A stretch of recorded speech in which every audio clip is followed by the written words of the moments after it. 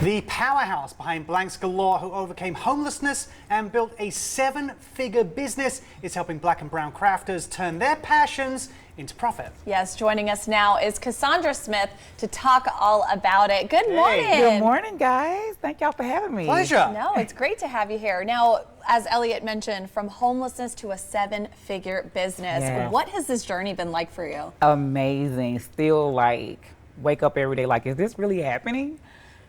Walk us through it a bit. So basically in 2017, I started making t-shirts.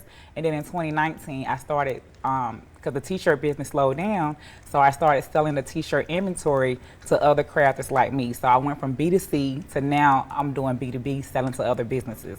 I created a community. The community started shopping with me, and based on what the community wanted, I came up with my next idea. So just went from selling inventory to now teaching online classes to now teaching hands-on classes, and now just traveling the world trying to show other creators that if I can do it, they can do it too. Right. I mean, Blanks Galore, as far as I can understand it, it's more than a business. Yes. There's more like a mission attached to it. Yes, it's a whole movement. So could you expand a little bit on that too? So basically just teaching creatives like me how to build community like me, and then how to also turn that community into currency. So that's the main thing. Nice. Yes. Now, you emphasize sharing wisdom rather than gatekeeping it. So what is your approach when it comes to entrepreneurship education? That's very important, because when I got into the business, I asked another creative, hey, can you show me how to do it too? And she was like, no, go to YouTube. So I went to YouTube, and now I feel like I don't want to have other creators or crafters have to go to YouTube to find out how to do it. They can come straight to the source, and I'll show them how to get there a lot faster versus taking years on YouTube. Is that a reflection on how you like to operate in terms of, using your achievements to benefit others? Is that how you see your pathway, and the other people that you mentor or assist, that they should do the same thing, so the wealth is shared, the knowledge is shared, and everyone benefits? Definitely. I feel like I rate my success on how successful my students are. So if I'm not making a difference in their lives, how can I say that I'm successful? So that's my goal, is to get people to where I'm at by showing them how to get here. Now, how do you ensure that your platform remains inclusive and supportive of black and brown communities?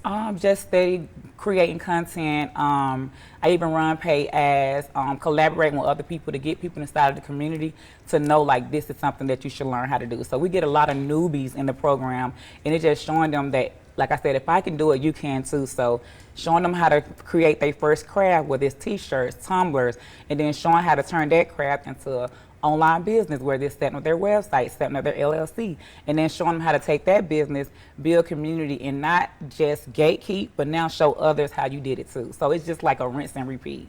Right. Obviously, you just mentioned that it can be someone who's never entered the craft world before. They can take that, or can they also take your philosophy, your entrepreneurship or philosophical approach to entrepreneurship and translate that into a different style of business? Can they latch onto just the business philosophy side of things? Yeah, so it's just all about creating that skill, whatever that skill can be. So craft is more than just making t-shirts. Your craft can be a podcast show. Your craft can be real estate. Whatever your craft is, that's what we're trying to do, is show them how to take that skill and turn it into, a community that wants to shop with you and help you get recurring revenue. What was the moment for you, or that catalyst for you, where you were thinking and sitting there and going, I feel like this passion or this hobby that not just myself or other people have can really turn into something that becomes monetary? I want to say it's when my community, I just really big on community.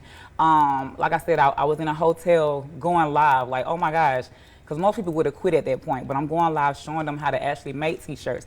And when I seen the people buying things from me, oh my gosh, it's really happening. So I went from $0 to, in 1 month in May of 2020, doing $86,000. Never did that kind of money before, but because of the community actually joining my live, telling me what they want, me providing them the products and the services, I seen that it went from 0 to 100 real quick. And that's when I knew oh my gosh, this is getting really big. Yeah. Is it really tough having people switch their mindset from having a passion for craft, turning it into a business, and switching off the, being creative and having fun into, you know, I need to make this profitable and sustainable. Yes, because a lot of crafters come and they like, I just want to do it for a hobby. But then when they see me, like, wait, she was able to retire her mom. She was able to hire 5 out of 6 of her siblings. Now she's able to create generational wealth just from doing something she loved. I want to be that example. Like, if I can do it, like, that's my main slogan. You can do it too. So don't just look at it as a hobby. Like, it depends on what is your why, what is your goal. If you have kids, if you have family that you're trying to help, this can actually turn into a profitable business. Well, thank you for your time. Cassandra, thank you for joining us. Thank you so much for having me. If you're a crafter or creative and want to learn more about how to monetize your passion, visit passiontoprofitsclass.com. You can also follow Cassandra on Facebook and Instagram at Crafting with Cassandra.